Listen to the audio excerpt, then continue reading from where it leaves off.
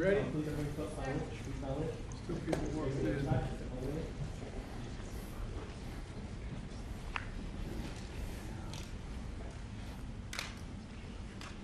Mr. Prime Minister, welcome to the Waste. Welcome to the Oval Office. It's been a long time coming. And well, let me apologize again for not being able to make my visit to Australia.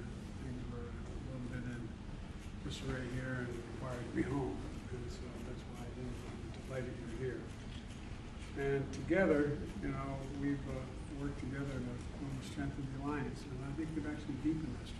I think we've moved in the direction that through our historic AUKUS partnership with the United Kingdom, and we've expanded economic involvement with one another, with American investment in Australia being at an all-time high under our administration. And in May, we strengthened our climate ties. And thank you for your move on climate. It's a big deal, including launching a new climate and minerals and clean energy compact, because you have great assets that we can all use to make sure that we move in the direction of clean energy.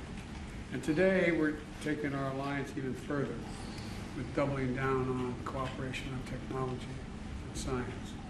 This morning, we're going to discuss how all these efforts can help advance a free, open, and secure Indo-Pacific.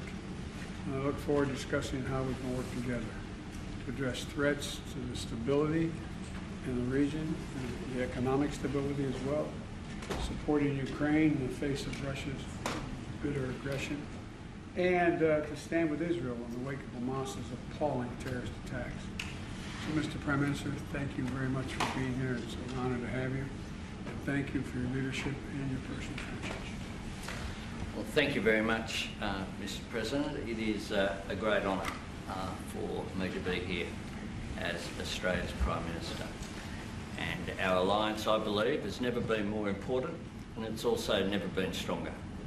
We've added a third tier.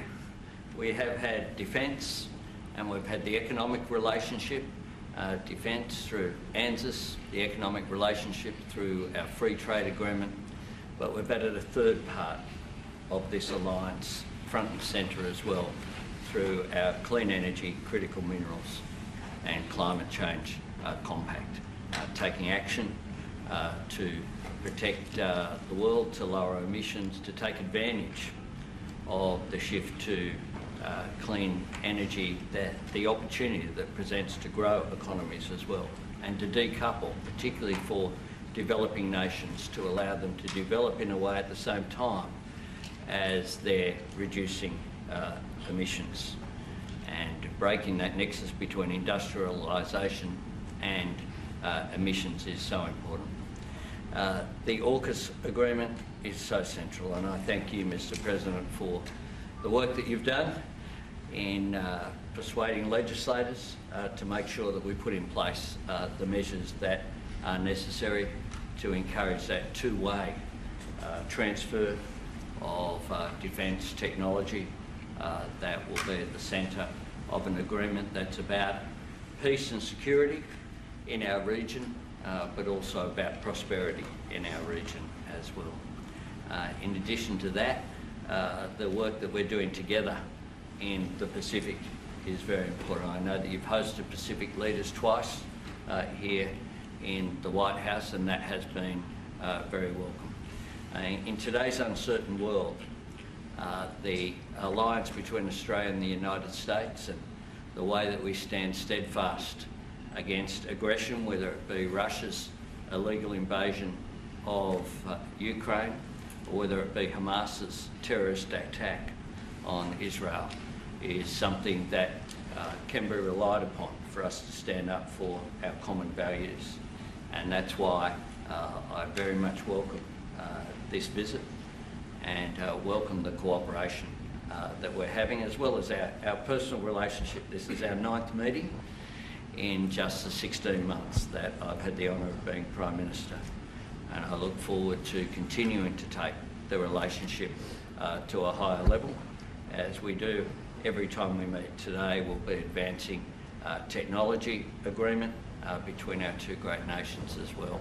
And innovation is so important that we're able to commercialise it to benefit both of our peoples.